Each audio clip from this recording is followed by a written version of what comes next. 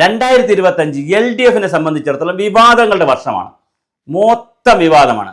ആരോഗ്യമന്ത്രിയുടെ വകുപ്പിൽ വിവാദം, വീണ ജോർജിൻ്റെ വകുപ്പിൽ വിവാദം, മെഡിക്കൽ കോളേജിലെ ഡോക്ടറുടെ വക ഒരു വിവാദം വന്നു, തർക്കം വന്നു. അതുമായി ബന്ധ പ്രശ്നങ്ങൾ തീർന്നപ്പോൾ കോട്ടയത്തെ വിവാദം വന്നു, കാസർഗോഡ് വിവാദം വന്നു, ബിന്ദുവിൻ്റെ മരണം വന്നു. ഇങ്ങനെ അത് വല്ലാതെ നിന്നപ്പോഴാണ് അടുത്ത മന്ത്രി ഇതാ വീഴുന്നത്, അടുത്ത വിക്കറ്റ് വീഴുന്നത് പോലെ ഡോക്ടർ ബിന്ദുവിൻ്റെ വകുപ്പിലാണെങ്കിൽ ഉന്നത വിദ്യാഭ്യാസത്തിലാണെങ്കിൽ കീമിൻ്റെ പ്രശ്നങ്ങൾ, അത് സംസ്ഥാനത്തെ കുട്ടികളെ ആകെ ബാധിക്കുന്ന, കുറേ ലക്ഷക്കണക്കിന് കുട്ടികളെ ആകെ ബാധിക്കുന്ന പ്രശ്നങ്ങൾ, അതിൻ്റെ വിവാദങ്ങൾ. അതുപോലെ തന്നെ സാംസ്കാരിക മന്ത്രി സ്വകാര്യ ആശുപത്രിയിൽ പോയി ചികിത്സിച്ചു എന്നൊക്കെ പറഞ്ഞാൽ അതിൻ്റെ വിവാദങ്ങൾ. അതിലാണ് വിദ്യാഭ്യാസ വകുപ്പിലാണെങ്കിൽ വിവാദ പരമ്പരയാണ്. സൂംബ, അതിൻ്റെ പ്രശ്നങ്ങൾ, സമയം മാറ്റുന്ന പ്രശ്നങ്ങൾ, പിന്നെ പാചകത്തിലുള്ളവർക്ക് സമയത്ത് ഇത് കൊടുക്കാൻ പറ്റുന്നില്ല, ഭക്ഷണം പാചകം ചെയ്യുന്നതിന് അവർക്ക് കൂലി കൊടുക്കാൻ പറ്റുന്നില്ല, ആശാ വർക്കേഴ്സിന് ശമ്പളം കൂട്ടി കൊടുക്കാൻ പറ്റുന്നില്ല. ഇങ്ങനെ വിവാദങ്ങളുടെ ഒരു വർഷമാണ്. അങ്ങനെ ഇരുന്നപ്പോഴാണ് ഭാരതാംബ വിവാദം കൂടെ വന്നപ്പോൾ SFIയും DYFI, യൂത്ത് കോൺഗ്രസും യൂത്ത് ലീഗ് എല്ലാവരും തെരുവിലാണ്. അങ്ങനെ വളരെ വലിയ വിവാദങ്ങളാണ്. ഒരു വികസനവും നടക്കുന്നില്ലയോ? ഇലക്ഷൻ്റെ അവസാന വർഷത്തിലേക്ക് നീങ്ങുന്ന ഒരു ഗവൺമെൻറ്റാണ്. മുഖ്യമന്ത്രിയാണെങ്കിൽ ചികിത്സയ്ക്ക് പോയിരിക്കുന്നു. ഇവിടെ നാഥനും നന്ദനും ഉടയോനും ഒന്നും ഇല്ലാത്ത രീതിയിലേക്ക് സംസ്ഥാനം പോവുകയാണോ? LDFിനെ സംബന്ധിച്ചിടത്തോളം വിവാദങ്ങളുടെ വർഷമായതുകൊണ്ട് തന്നെ വികസനം എവിടെ? ഇതിനിടയിൽ മാലിന്യമുക്തം കേരളമാക്കുമെന്ന് പറഞ്ഞൊരു ക്യാമ്പയിൻ നടന്നു.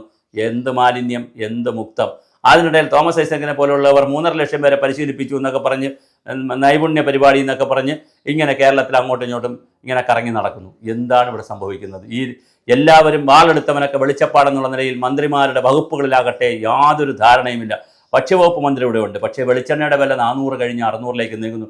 നെൽകർഷകർക്ക് കൃത്യമായി പൈസ കൊടുക്കാൻ കഴിയുന്നില്ല. അതിൻ്റെ പ്രശ്നങ്ങളുമായി അവർ നീങ്ങുന്നു. എന്താണ് ഇവിടെ സംഭവിക്കുന്നത്? ഇതിനിടയിൽ ജാതി, മതം, വർഗം, ഗോത്രം, വർഗീയം, അത് മദ്രസ സമയം, അതുപോലെ സ്കൂളിൻ്റെ സമയം, ഇങ്ങനെ സൂംബ കാര്യങ്ങൾ, ആവശ്യമില്ലാത്ത കാര്യങ്ങളിലേക്ക് സമൂഹത്തെ കൊണ്ട് ഭിന്നിച്ച് ഇവിടുത്തെ യുവാക്കളുടെ കാര്യം, 40,000 സീറ്റ് ഒഴിഞ്ഞു കിടക്കുന്ന ബിരുദ വിദ്യാർത്ഥികളുടെ സീറ്റ് ഒഴിഞ്ഞു കിടക്കുന്ന കാര്യം, 13 സർവകലാശാലയിൽ VC ഇല്ലാത്ത കാര്യം, ഇതൊന്നും നമുക്ക് ചർച്ചയല്ല. കേരള യൂണിവേഴ്സിറ്റിയിലെ 2 രജിസ്ട്രാർമാരാണ്. 2 പേർക്കും ഫയലയക്കും, VC ചിലരത് തിരിച്ചയക്കും, ചിലത് പാസ്സാക്കും. എന്തൊരു നാടാണിത്? എന്തൊരു കഷ്ടമാണ്. ഇവിടെ ഒരു ഭരണ വ്യവസ്ഥയുണ്ടോ? അനാർക്കിയാണോ കേരളത്തിൽ സംഭവിച്ചുകൊണ്ടിരിക്കുന്നത്? ഇങ്ങനെ ചോദിക്കേണ്ടി വരുന്നത് ഒരു തരം ഗതികേടാണ്. മന്ത്രിമാർ തമ്മിൽ യാതൊരു കോർഡിനേഷനുമില്ല. വിദ്യാഭ്യാസ മന്ത്രിയുടെ പ്രപ്പോസൽ വയ്ക്കുന്നു, കൃഷിമന്ത്രി അത് എതിർക്കുന്നു, മറ്റൊരു മന്ത്രി അതിനോട് വിയോജിപ്പ് പറയുന്നു, എന്നാലും ഒരു വാശി പോലെ നടപ്പിലാക്കുന്നു. അവസാനം കോടതിയിൽ പോയി തോക്കുന്നു, ഡിവിഷൻ കോടതിയിൽ തോക്കുന്നു, സാധാരണ കോടതിയിൽ തോക്കുന്നു, പിന്നെ ഡിവിഷൻ കോടതിയിൽ പോകുന്നു, അവിടെ തോക്കുന്നു, ഡിവിഷൻ ബെഞ്ചിൽ തോക്കുന്നു, പിന്നെ ഹൈക്കോടതിയിൽ പോയി. എല്ലാ വിധത്തിലും തിരിച്ചടികളുടെ ഒരു പരമ്പര. ഉടൻ തന്നെ കൃഷ്ണൻകുട്ടി മിനിസ്റ്റർ വകുപ്പിലാണെങ്കിൽ അനർത്തുമായി ബന്ധപ്പെട്ട അഴിമതി രമേശ് ചെന്നിത്തല ഉയർത്തിക്കൊണ്ടുവരുന്നു. ഇങ്ങനെ ഈ മുന്നണിയുടെ അവസാന കാലത്തിൽ എന്ത് വച്ചിട്ടാണ് ഇവർ തുടർ ഭരണം വരുമെന്ന് പറയുന്നത്? ഇനി എങ്ങനെയാണ് ഇതിൽ നിന്ന് കരകയറുക? എങ്ങനെയാണ് രക്ഷപിടിക്കുക? എല്ലാ ഭാഗത്തു നിന്നും വളരെ മോശമായ രീതിയിലുള്ള വിവാദങ്ങളും തർക്കങ്ങളും കുഴപ്പങ്ങളുമായിട്ടുള്ള രീതിയിൽ ആകെ കൺഫ്യൂഷനാണ് നിൽക്കുകയാണ്. ഇതിനെ വലുതാക്കുന്നതിൽ, പെരുപ്പിക്കുന്നതിൽ മാധ്യമങ്ങൾക്കും അവരുടേതായ പങ്കുണ്ട്. പക്ഷേ എങ്കിൽ പോലും ഒരു തീ ഉണ്ടായിട്ടാണല്ലോ, പുകയുണ്ടായിട്ടാണല്ലോ തീ ഉണ്ടാകുന്നത്. പുക ഉണ്ടാകാതെ നോക്കാൻ ഭരണകക്ഷികൾക്ക് ബാധ്യതയില്ലേ? ആരോടാ പറയുക? നാഥൻ തന്നെ വിദേശത്താണ്, ബാക്കിയുള്ളവർക്കാർക്കും ചാർജ് കൊടുത്തിട്ടുമില്ല.